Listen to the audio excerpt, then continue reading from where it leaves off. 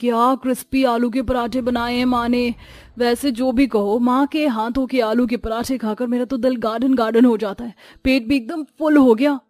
सोफे से उठकर परिधि रसोई में धीरे से प्लेट सरकाकर धीरे से बाहर जाने लगती, तभी उसकी माँ कुंती टोकती है।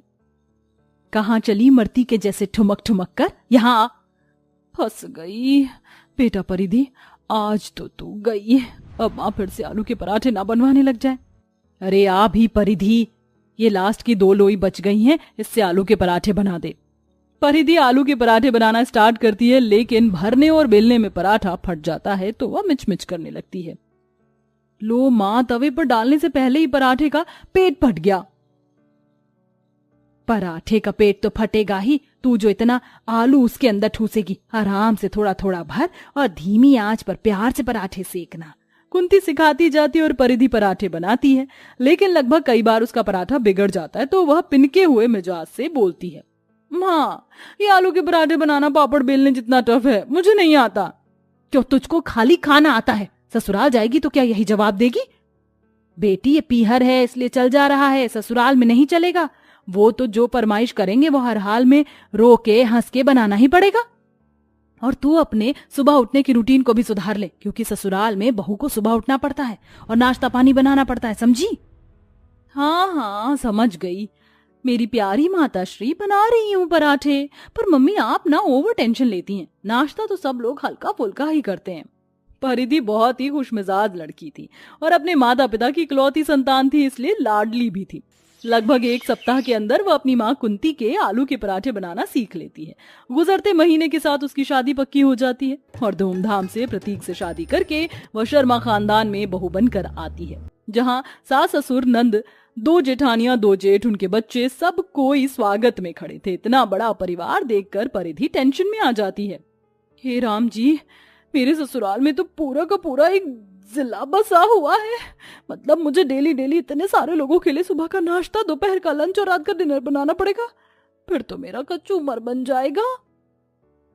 अरे नहीं बहू, कहाँ खो गई? कहीं भी तो नहीं मम्मी जी। अच्छा चलो दाएं पैर से गृह प्रवेश करके अपने ससुराल में आओ।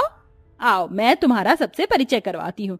मैं तुम्हारी सास हूँ, बनवारी जी तुम्हारे ससुर, ये दोनों तुम्हारी जेठानी सुप्रिया मिताली, ये तुम्हारे जेठ और उनके बच्चे, और ये तुम्हारी इकलौती नंद नित्या। वेलकम होम भाभी। हमारी तरफ से भी आपका खूब स्वागत है देवरानी जी, आपके आ जाने से हम बहुत खुश हैं। मेरी दोनों जेठानियों के मन में तो बड़े बड़े लड्डू फूट रहे होंगे, बस कहीं रसोई का जिम्मा मेरे सर ना मर दे। देखिए प्यारी देवरानी जी, आज तक सबको बनाने खिलाने का कर्तव्य हमारा था, लेकिन अब तुम्हारी बारी है। भैया हम दोनों जेठानियों को रसोई से रिटायर करो और अपनी जिम्मेदारी संभाल लो। अच्छा चलो अब सब कोई सो जाओ, नई दुल्हन भी थकी हारी होगी, दूल्हा दुल्हन को भी आराम करने दो। बहू कल टाइम से उठ जाना, रिवाज के अनुसार कल तेरी पहली रसोई है। जी माँ जी, मैं उठ जाऊंगी।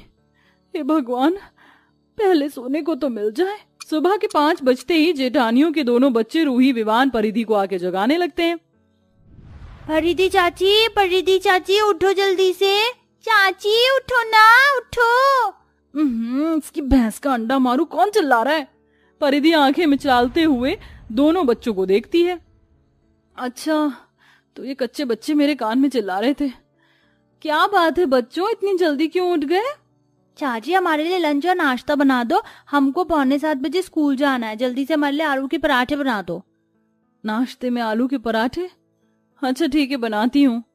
फटाफट से साफ सफाई करके नहा धोकर परिधि किचन में आती है और बच्चों के साथ साथ पूरे ससुराल वालों के लिए ही नाश्ते में चाय और आलू के पराठे बनाती है। और लगभग 7 बजते ही ससुराल वाले टेबल पर नाश्ते के लिए जमा हो जाते हैं।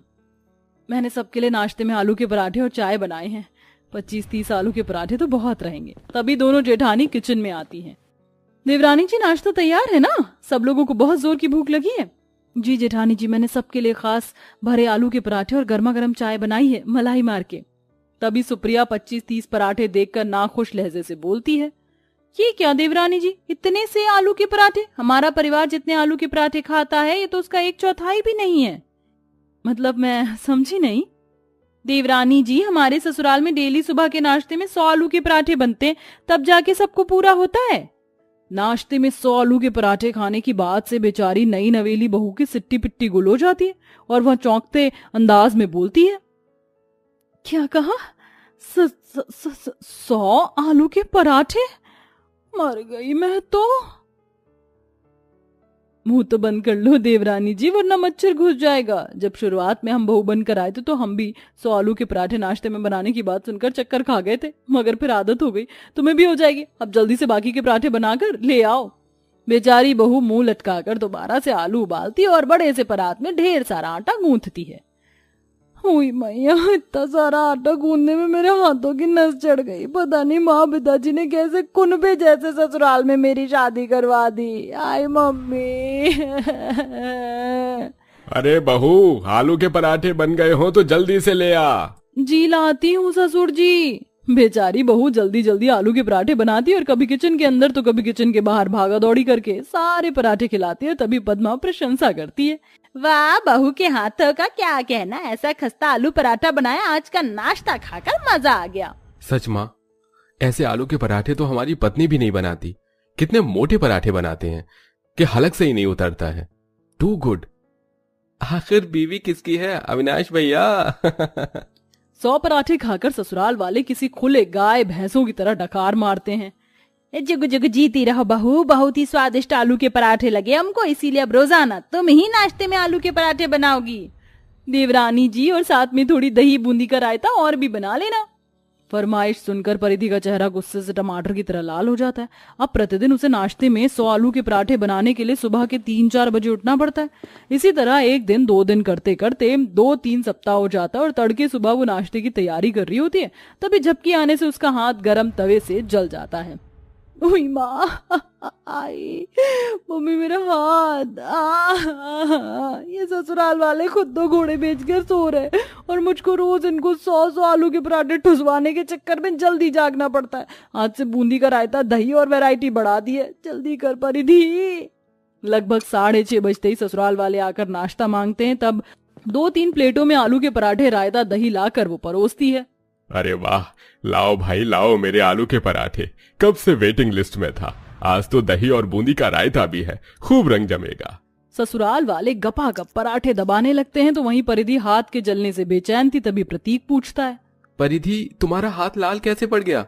वो प्रतीक जी, मैं पराठे बना रही थी तो जल गया। सबको टाइम से नाश्ता भी तो देना होता है। ऐसे कैसे जला लिया? ध्यान से बनाती। तभी जेठानी सुप्रिया बोलती है, ओफो देवर जी, आप तो इतने ज्यादा सेंटी हो रहे हैं जैसे कितना बड़ा घाव हो। खाना बनाते टाइम छोटी मोटी जगह हाथ जल जाता है। अब ज्यादा क्या सोच रहा है प्रतीक, नाश्ता कर ले वरना आलू के पराठे ठंडे हो जाएंगे तो स्वाद आधा हो जाएगा। बेचारी बहू के जख्म को नजरअंदाज करके सब मस्त मौला होकर नाश्ता करते हैं। प्रतीक कमरे में लाकर परिधि को दवाई लगाता है तो वो दुख से रो देती है। प्रतीक, मैं परेशान हो गई हूँ। रोज नाश्ते में 100 आलू के पराठे बनाकर, प्लीज कुछ करो ना। तुम रो मत, कल से तुम्हें जो ठीक लगे वही नाश्ते में बना देना। मैं सबसे बात करूंगा। पति का सपोर्ट पाकर अगले दिन नाश्ते में परिधि सबको जूस, ब्रेड, मक्खन, चाय परोसती है। ये लीजिए, सभी के लिए गर्मा गर्म नाश्ता पेश है। ब्रेड देखकर ससुराल वाले मुंह सुजा लेते और पद्मा कहती है, बहू ये क्या अगड़म बगड़म लाई है? जाकर आलू के पराठे लेके आ। तुझे पता है ना हम सब 100 के 100 आलू के पराठे ही नाश्ता करते हैं। माँ, डेली डेली एक ही चीज का नाश्ता करना जरूरी है क्या? वैसे भी नाश्ते के हिसाब से आलू के पराठे भारी हैं। अच्छा, तो तू फैसला करेगा कि हम क्या खाएंगे? नाश्ते में पराठे ही चाहिए हमको।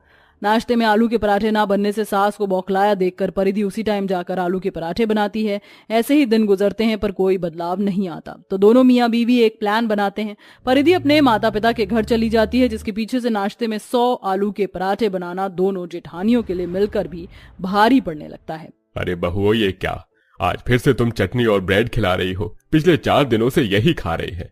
बहुओं, मैंने तुम दोनों को आलू का भरवा पराठा बनाने को बोला था, तो वो क्यों नहीं बनाया? जाओ जाकर बनाओ दोनों। तभी सुप्रिया सास से झगड़ते अंदाज में बोलती है, सासू माँ, आप तो मुंह फाड़कर ऑर्डर फरमा देती हैं। कमर तो हमारी टेढ़ी होती है। 100 आलू के पराठे सुबह सुबह नाश्ते में बनाने से हमारी हालत खराब हो जाती है। तो यही खाइए, हमसे नहीं बनेगा आलू के पराठे। जेठानियों का सुस्त अलसाया मिजाज देखकर पद्मा परिधि को याद करने लगती है और वह गलतियों का एहसास करती हुई परिधि को वापस ससुराल में बुलाती है। बहू हम सबको क्षमा कर दे। हमने तुझे सुबह सुबह नाश्ते में 100 आलू के पराठे बनवाए और तूने उफ तक नहीं किया। हमने इस परिवार में तुझे घुलने मिलने तक का टाइम नहीं दिया, लेकिन अब घर की सभी औरतें मिलकर एक साथ काम करेंगी ताकि नाश्ता बनाने का भार किसी एक अकेले पर ना पड़े। आपका बहुत बहुत धन्यवाद मम्मी जी, मेरी परिस्थिति को समझने के लिए। उस दिन से तीनों देवरानी जेठानी एक साथ मिलकर सुबह का नाश्ता बनाने लगती हैं। एक आटा गूंथती, दूसरी भरता बनाती और परिधि पराठे बनाती, जिससे ससुराल में खुशियों का माहौल छाया